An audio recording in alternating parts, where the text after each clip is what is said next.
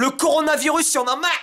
Sa propagation n'en finit pas, y compris sur les réseaux sociaux. Le coronavirus est devenu la préoccupation mondiale. Et évidemment, le festival d'Infox continue. C'est la question que tout le monde se pose, comment se protéger contre le coronavirus? Car autant le dire tout de suite, le virus est désormais partout. Tout le monde s'inquiète et cherche des remèdes. Et sur ce sujet, on voit tout et surtout n'importe quoi circuler. Par exemple, avez-vous déjà entendu parler des infusions de fenouil?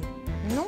C'est pourtant l'une des solutions miracles qui circulent largement sur les réseaux sociaux. Cette idée apparaît au départ au Brésil, mais très vite les internautes vont relayer ce remède miracle, notamment sur WhatsApp.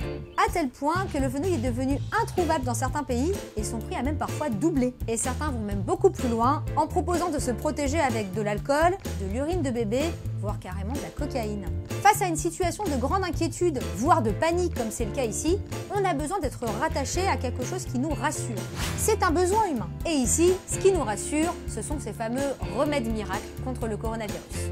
Et figurez-vous que ce phénomène psychologique, on va le retrouver presque systématiquement dans ce genre de situation. Petit retour en arrière.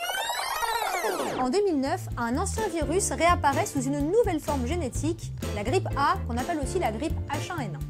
La mortalité est assez faible, mais pourtant ce virus va créer une grande angoisse dans le monde entier pendant plusieurs mois. Et forcément, certains vont commencer à proposer des remèdes miracles, plus ou moins bidons.